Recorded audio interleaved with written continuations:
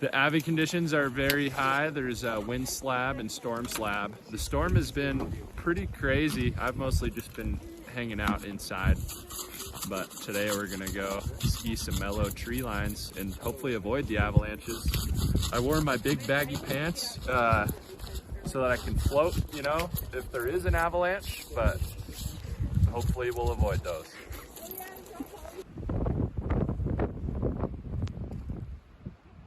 We are gonna go backcountry skiing because the resort is closed and we're bored.